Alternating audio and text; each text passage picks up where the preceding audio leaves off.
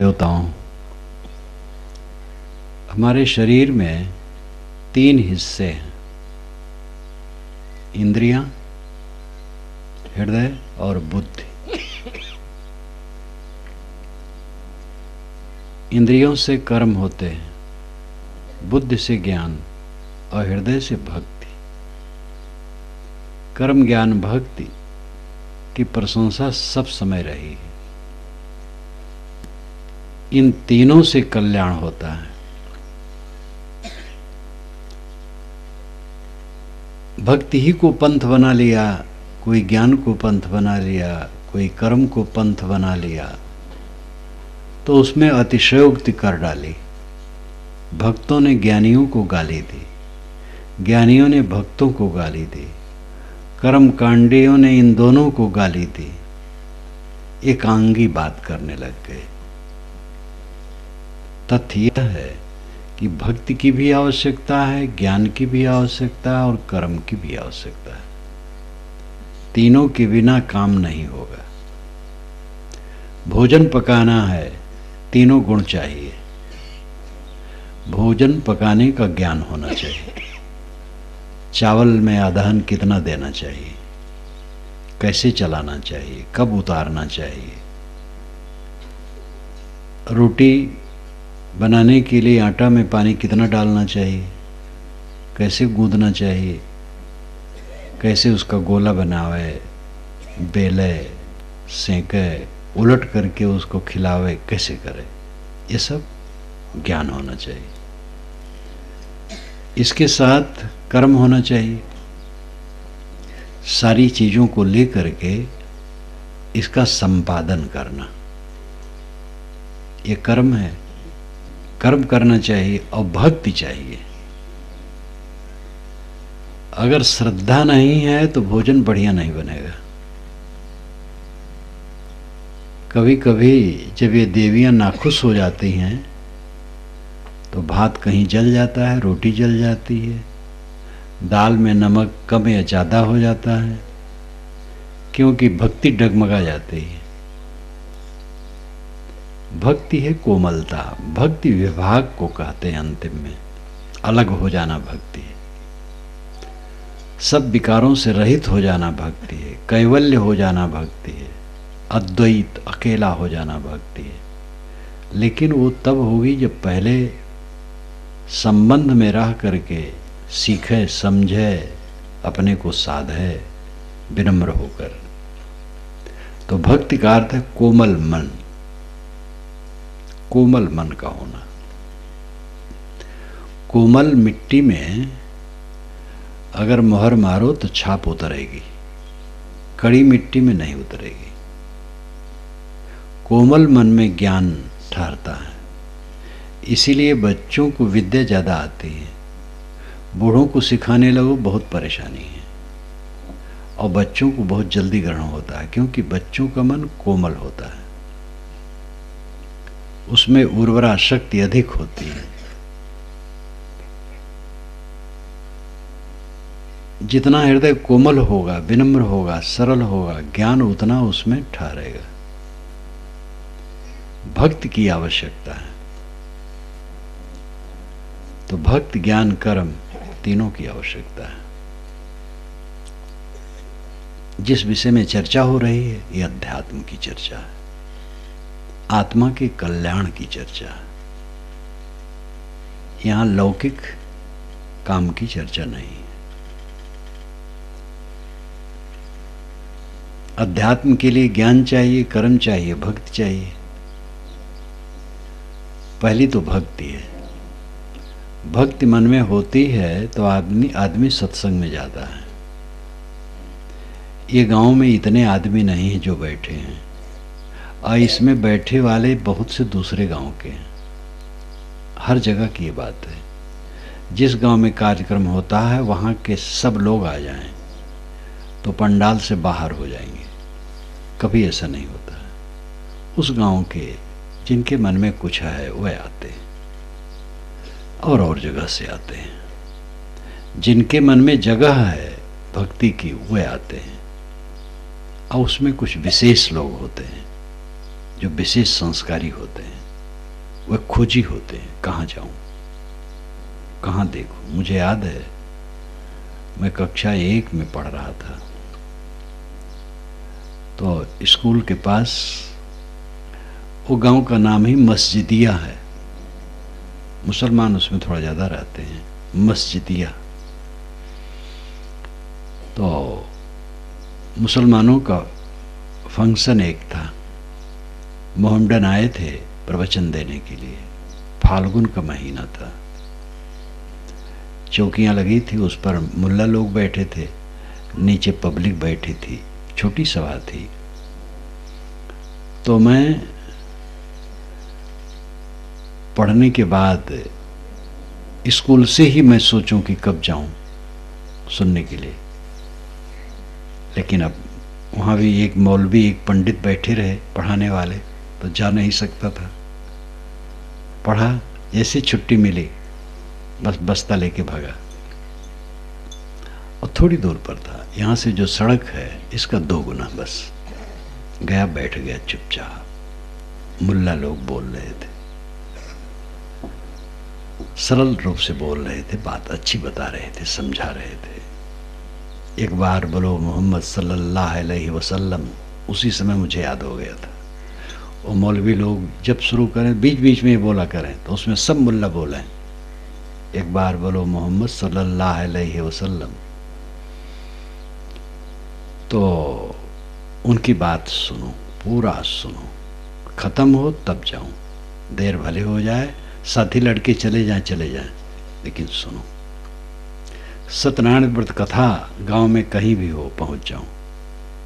अब वही लीलावती, कलावती, तुंगध्र राजा, लकड़ियारा, बनिया, वही कहानी हर जगह घूम घूम के, लेकिन बैठ के सुनो। सत्यनारायण व्रत कथा लिखने वाला चतुर था, 4 वर्णों को लिया। तो ये सब मन में था। धीरे धीरे जब पारखी संत मिले, उनकी किताब मिली, पहले पारखी संत तो नहीं मिले, किताब मिली, तब उनसे मिलने लगा, तो उनको सुनने लगा। कबीर साहब की वाणी सुनी, फिर तो मन में बेद गया। ये लगा कि जो चाहिए था वो समझ हो गई। पहले तो जितना था उसको लेके चल रहा था, तो ये जिज्ञासा मन में थी, संस्कार था, भक्ति थी, तब लगा।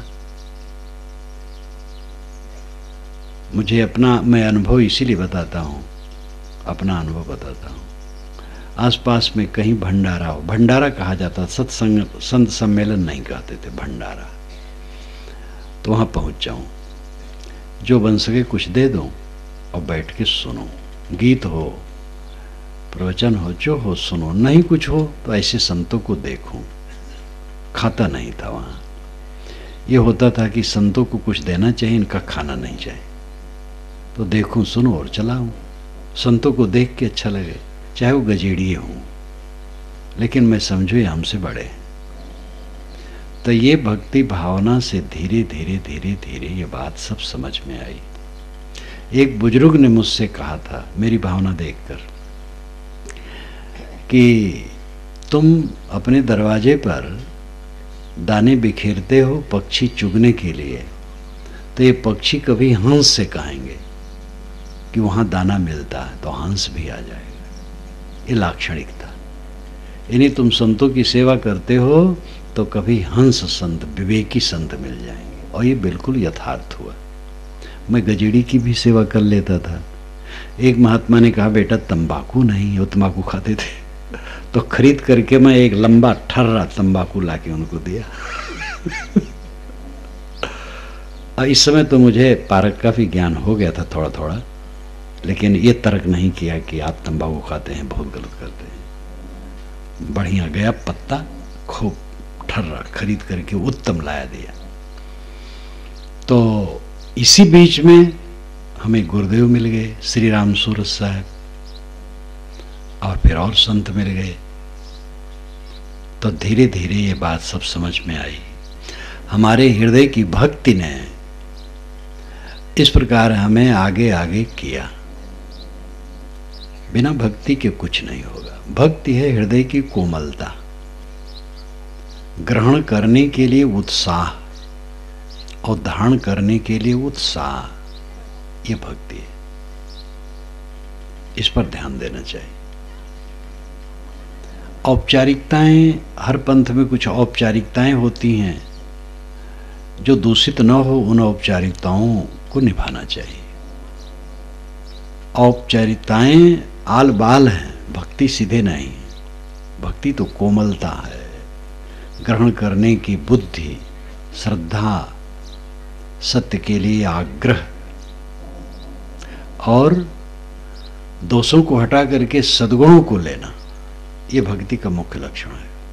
किसी संत में हम देखें और हमारी कल्पना की उनमें त्रुटि दिखाई देती है तो त्रुटि को न लें, उनके सद्गुणों को लें। जैसे मैंने अपना अनुभव कहा कि वो महात्मा हमें अच्छी अच्छी बात बताते थे, तो तंबाकू कहे तो मैं तंबाकू ला के दे दिया। और मैं ये नहीं आज्ञा दूंगा कि आप लोग तंबाकू और गांजा साधुओं को दें, लेकिन ये मेरा था कि भाई जो ये ऐसा है, लेकिन ये हमें अच्छी बातें बताते हैं, वो गुणकारी है। तो किसी में दोष दिख सकता है और दोष न हो। ये आदमी मन बड़ा पापी है और अहंकारी है। पवित्र आत्माओं के प्रति भी त्रुटियां खोजने में मिल जाती हैं हमारे मन में। ऐसा मन खराब है, अहंकार से डूबा है। और अहंकार ऐसी चीज है कि वह दूसरे के सद्गुणों को और बुद्धि को सदैव छोटी करके आंकता है, अब अपनी बुद्धि को, अपने सद्गुणों को बड़ा बना करके। ये अहंकार का लक्षण है। निर्माण भाव होता है तो दूसरे के सद्गुणों को, ज्ञान को लिया जाता है। बड़े पुरुष हैं, उनमें हम त्रुटियां देखते रहें तो भक्ति कैसे होगी?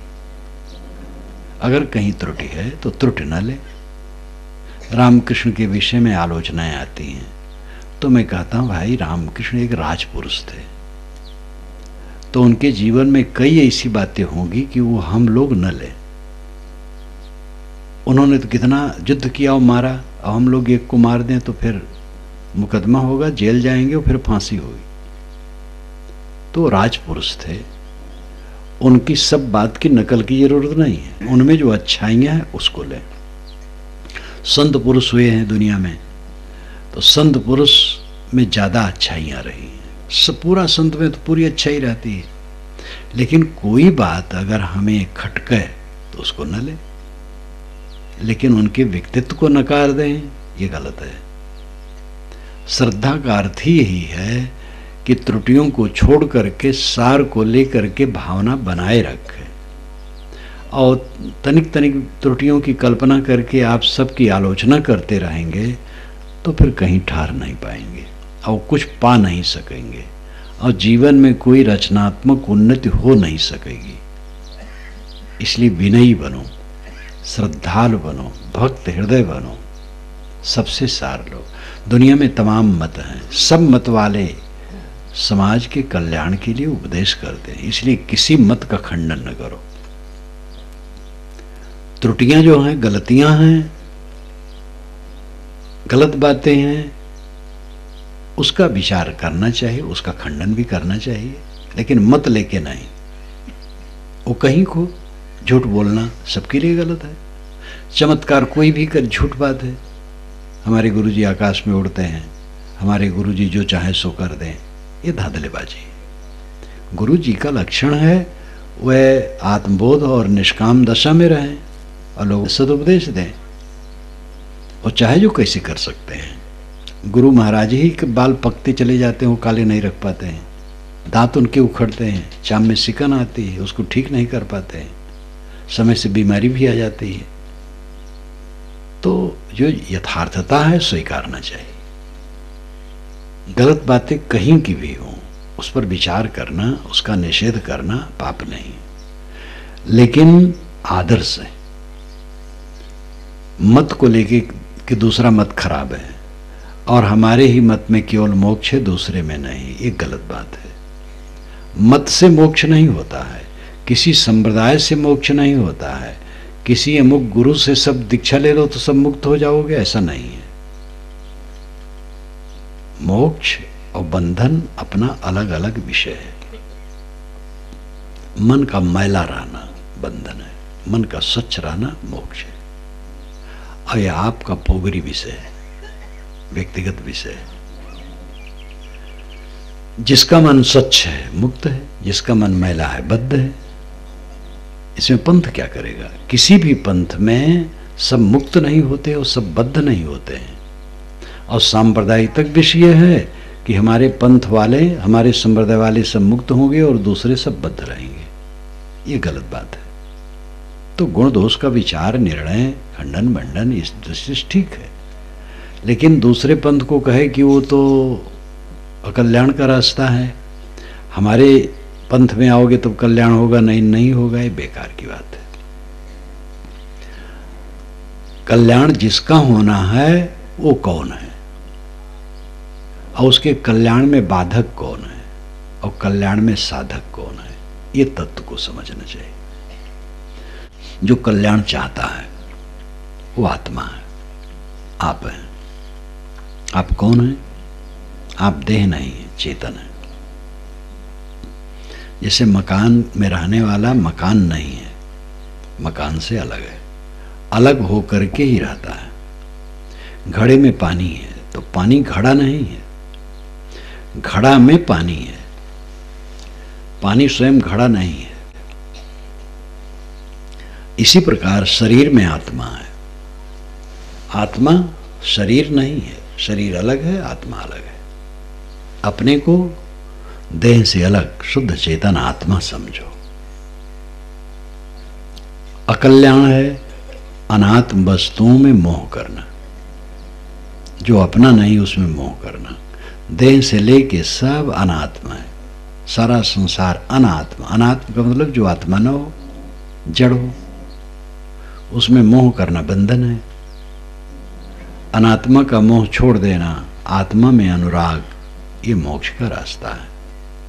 ये सब समझने की जरूरत है। ये गुरु से समझे और ये काम करे।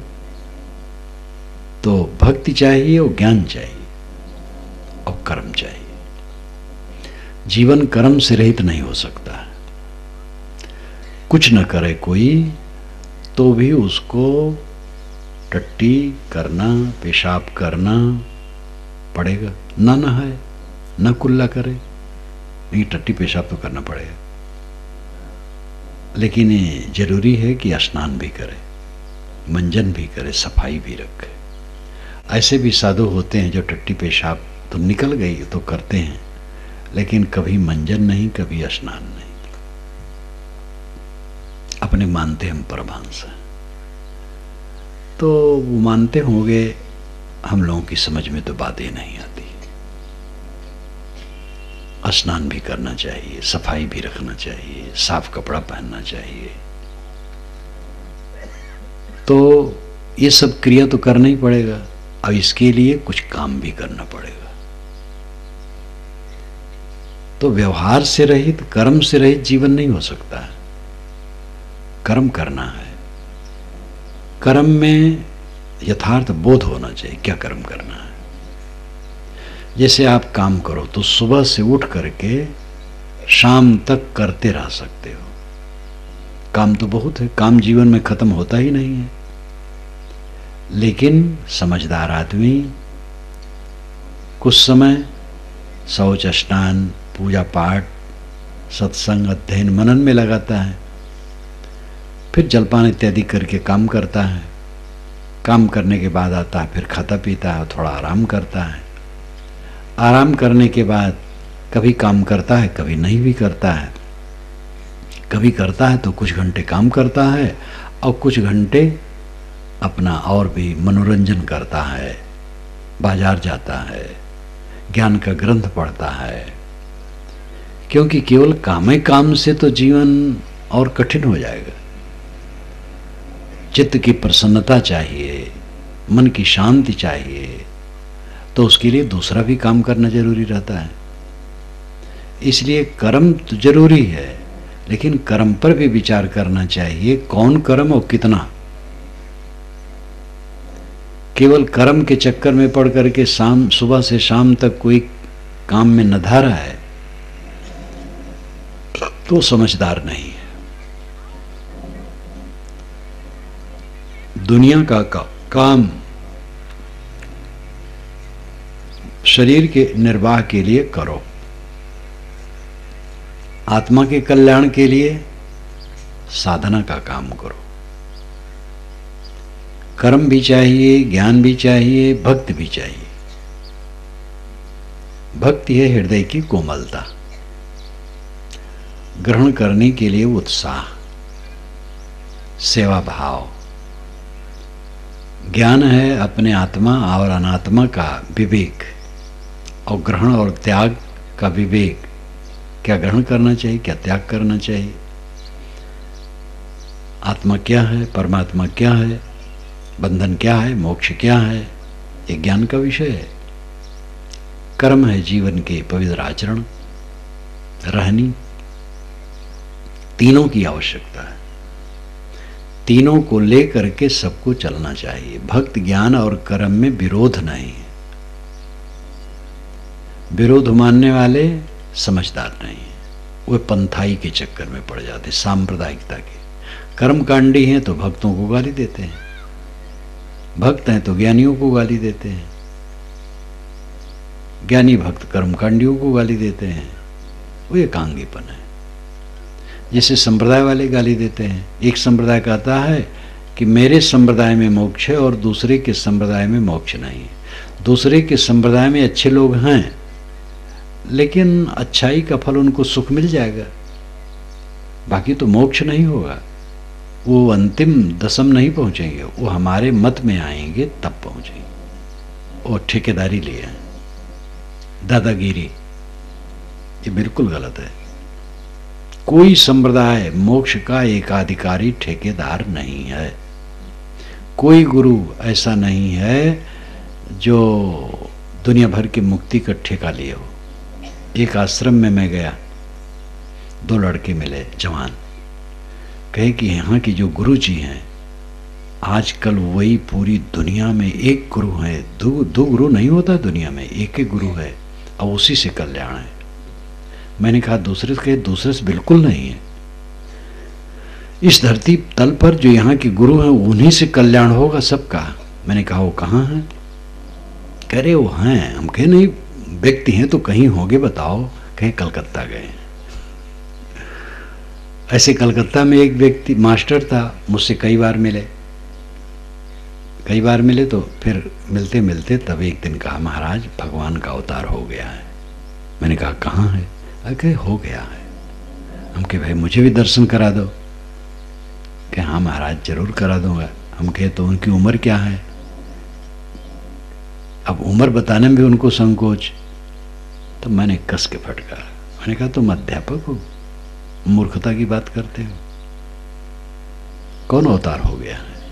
दर्जनों अवतार तो इस समय घूमते हैं जालसाज, जो समाज को भटकाते हैं।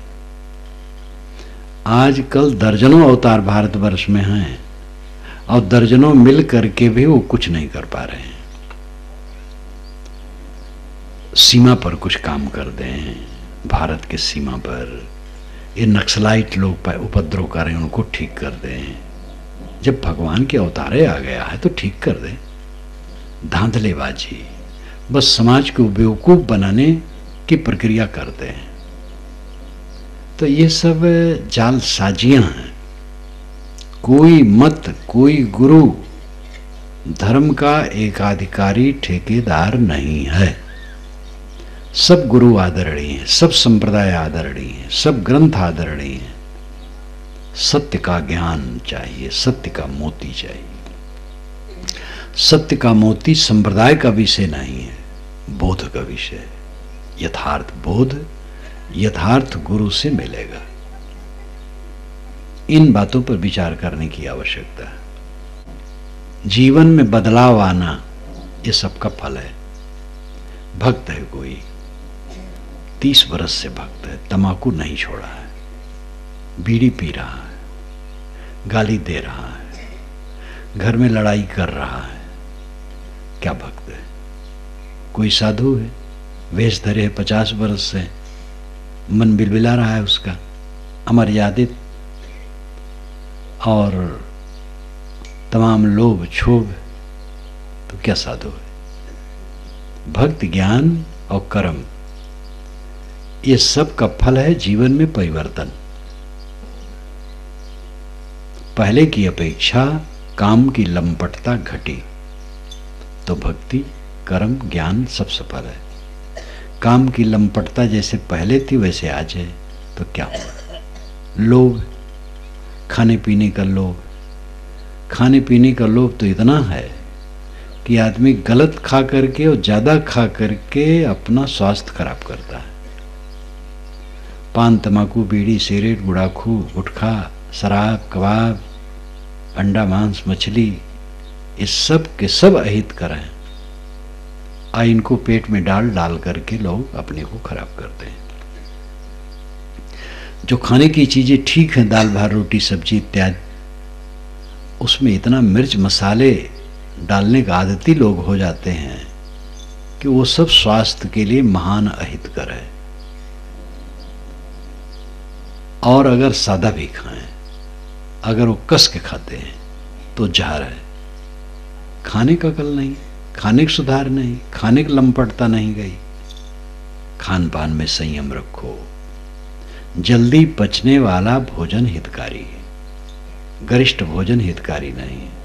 कड़ी भूख लगने पर खाओ और थोड़ा कम खाओ, ये अकल आनी चाहिए। बुढ़ा गई इसकी अकल नहीं है, क्या भक्ति है, क्या ज्ञान है, क्या कर्म है? बोलने का तौर तरीका नहीं, हरदम क्रोध, हरदम उद्वेग, हरदम उलझन। कितने लोग हैं दूसरे के घर जाते हैं तो बड़ा सरल रहते हैं, बड़ा मीठ, और अपने घर आते हैं तो तुर्रम खा बन जाते हैं, गरम। घर का मालिक घर में आया और घर वाले आतंकित हो गए, तो क्या अकल है? घर का मालिक के पास दूसरा कोई इस डर से नहीं बैठता है कि वो कुछ कटु कह देंगे, तो क्या हो? घर का मालिक तो कोई है नहीं, सब सेवक हैं। अपने को सेवक मानना चाहिए, किसी को अपने मालिक नहीं मानना चाहिए। गुरु को भी अपने मालिक नहीं मानना चाहिए। गुरु भी समझे मैं सेवक हूं। आप अगर घर में मुखिया हैं तो आपके घर वाले आपकी मर्यादा रखें, अदब रखें तो ठीक है, लेकिन आपसे डरें बात करने में, मिलने में डरें, बात करने में डरें, तो आप सफल नहीं हैं। आपसे खुल करके मिलें, बातचीत कर सकें, वो तब होगा जब आपके मुंह में मिठास होगी। कट बोलते हो, झिड़कते हो, गरम रहते हो, तनावग्रस्त रहते हो, हरदम दिमाग शैतानियत में, नसें तनी हैं, चेहरा विकृत है, घर वाले आपसे कैसे बात करेंगे? सरल रहो, कोमल रहो, कठोरता घटे, सरलता आए, पवित्रता आए, संयम आए। चीजों को लेकर के लड़ाइयां बहुत होती रहती हैं और चीजें स्थिर नहीं हैं, चीजें आती जाती हैं। भाई भाई में बंटवारा, तनिक तनिक बात को लेकर के लोग लड़ जाते हैं। बंटवारा में कुछ 9-10 होगा, जेठांसी देना ये अलग बात है। अवध क्षेत्र में भी जेठांसी मैं बचपन में सुना हूं, यद्यपि बंटवारा में मैंने कहीं नहीं सुना कि बड़े को ज्यादा दिया गया, कहीं कहीं कोई दे देते थे। संपन्न लोगों में जो होते थे तो जेठ भाई को कुछ थोड़ा ज्यादा दे देते थे, बाकी इसे बराबर बांट लेते थे। जेठांसी शब्द वहां भी है, तो न जेठांसी दे बराबर बांटे, तो बराबर में भी कुछ कम बेस रहता है। 6 कमरे हैं, कोई कमरा बड़ा होगा, कोई छोटा होगा, तो कुछ कम बेस रहेगा। जमीन में भी कुछ कम बेस हो जाएगा, तो इसको लेकर के तनावग्रस्त होना गलत है। अपने भाई के पास थोड़ा ज्यादा रहे, अच्छा है, इतना उदार बनो। और फिर वो तो अपना अपना पुरुषार्थ और प्रारब्ध है। एक पिता है, 4 लड़के हैं, चारों को उसने 2-2 लाख रुपए दे दिए व्यापार करने के लिए। हो सकता है एक लड़का साल भर में 4 लाख 2 लाख का 3 लाख कर लिया, और एक है 2 का 2 रह गया, एक है 1.5 हो गया, और एक का 1 रह गया। तो अपना अपना परिश्रम बुद्धि समझ से अंतर हो जाता है। बंटवारा में जो मिलता है वो आगे उन्नति का पूरा आधार नहीं माना जा सकता। पूरा आधार तो आपका पुरुषार्थ है। प्रारब्ध भी अदृश्य है, लेकिन प्रारब्ध भी है। कम वस्तुओं को लेकर के लोग बहुत उन्नत कर लेते हैं, और बहुत वस्तुएं होती हैं सब चौपट हो जाती हैं अपनी बेअकली से। इसलिए सहानुभूति होना चाहिए। भाई के लिए आप उदार नहीं हो रहे हैं, माता पिता के लिए श्रद्धालु नहीं हो रहे हैं, तो कौन भक्ति है? माता पिता का अनादर आजकल बढ़ रहा है, क्योंकि पढ़ाई बढ़ रही है। पढ़ाई में एक गुण है, और सब पढ़े लिखे अनादर नहीं करते हैं। आज भी भक्तिमान लोग हैं, आगे भी रहेंगे, लेकिन मात्रा बढ़ रही है। अशिष्टता, अहंकार, पढ़ाई लिखाई का अहंकार, अपनी बुद्धि का अहंकार, विद्या का अहंकार, इससे विकार पैदा होगा। और अगर अहंकार है तो भक्ति कैसी है? माता पिता का आदर नहीं तो भक्ति कैसी है? खान पान में सुधार नहीं तो भक्ति कैसी? आचार विचार नहीं, सफाई स्वच्छता नहीं तो कैसी भक्ति है? इसलिए भक्ति का अर्थ है जीवन में परिवर्तन। भक्ति का अर्थ है कोमल हृदय वाला होना, सेवापरायण होना, आज्ञाकारी होना, श्रद्धा से ग्रहण करने की बुद्धि रखना। ये सब भक्ति के लक्षण हैं।